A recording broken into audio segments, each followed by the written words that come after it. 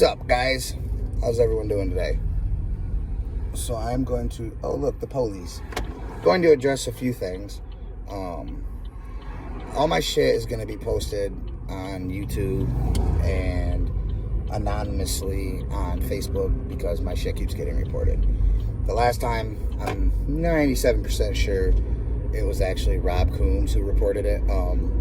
Rob Coombs, who most of you guys maybe know, is related to Tim Coombs, who is actually in jail right now, him and Jasmine Bonner, for what they're calling a murder of the toddler from Flint, or in Flint. So I guess Jasmine had custody of this kid because the kid's mom was shit. I don't know the fine details of it. I am literally only repeating what I've read in the articles. So nothing I say is, outside of just what I've read in articles.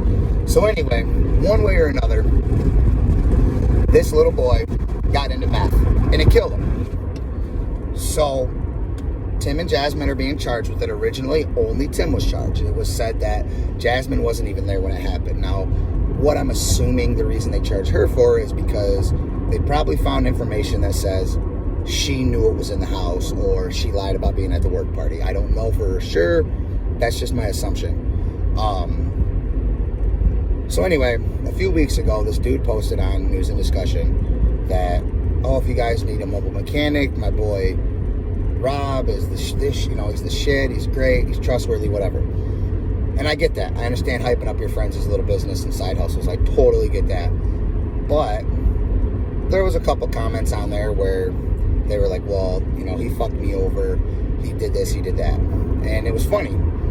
Now, originally, Rob's replies to all the negative comments, I'll give him credit.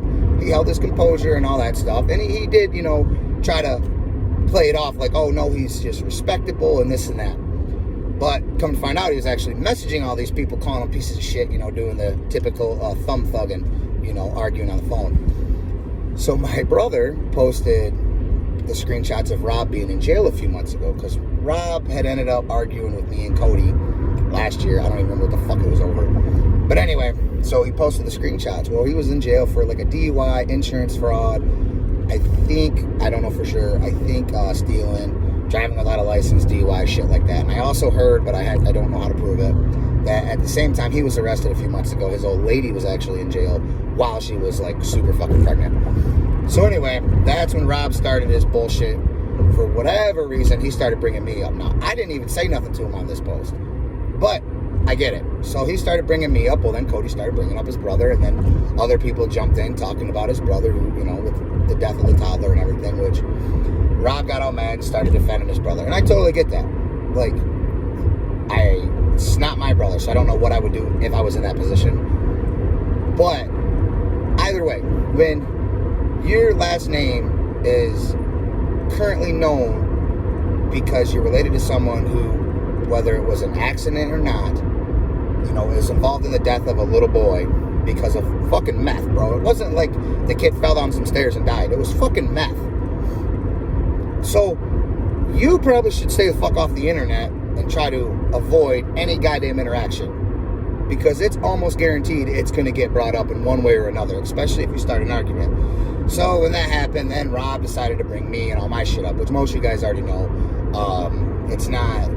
I've never been secretive about it. That's why I lose my account so frequently.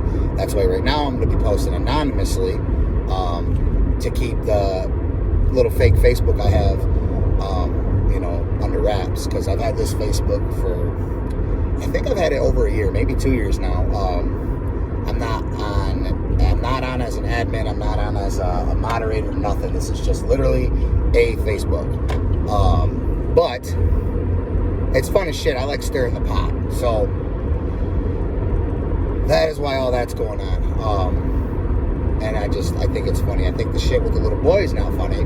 I think that's actually fucked up. Now, I understand defending your family. I don't know what I would do if one of my brothers was in a position like that. I don't think I would be like, oh, it's a false accusation. It's a false accusation. Because,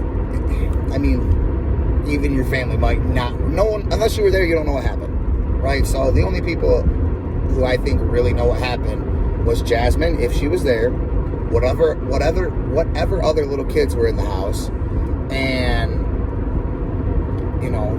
Tim. But I understand he's going to tell his family he didn't do nothing and it was an accident and it was this and that. So whatever.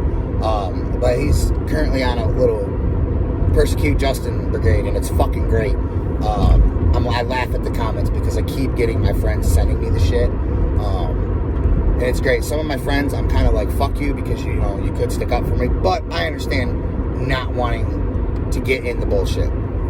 So there's that, and I'm done talking about that for now. So now I want to talk about the Lapeer in the building shit. So Kevin Daly, or whatever the fuck his first name is, I'm not gonna lie, I kind of think he's stupid. The way he was talking in that interview, it didn't come across as someone who actually knew what was going on. I think that he was coming across as someone who was trying to stay relevant. Which, hey, whatever, it is what it is. But I just didn't have a lot of, sometimes you listen to someone doing an interview or a podcast or whatever, and you're like, oh, you know what, I really believe this. I personally didn't get that vibe from him. I don't know if he was trying to beat around the bush or whatever. I didn't get that vibe from him. And also for me, it's like, oh, if you're here, if the interviewer's like, oh, we heard Disney's coming to Lapeer, and Kevin kind of laughs about it. Well, it's like, yes, you can laugh, but at the same time, you're doing a podcast based on a fucking Facebook group and speculations about Disney. Like, come on, man. To me, that's weird. And I feel like there's way better use of his time and shit that's actually important, not anything to do with fucking Lapeer. Or, this Disney shit. I do think it's going to be something big. Definitely bigger than what we're used to in Lapeer. And I would love to get on here and say, oh, well, my source told me this. But the reality is, I could be told things, and then I could tell you what I hear, but you're going to believe what you want. And for all I fucking know, what I was told is bullshit. But I think it's going to be bigger than what we expect. I think it's going to be cool. I think somewhere down the line, maybe, it probably will be owned by Disney. Because if you really look up the shit Disney owns, the motherfuckers own, everything. Jeff Bezos has money. Disney has businesses. That's a decent little comparison as far as who has what.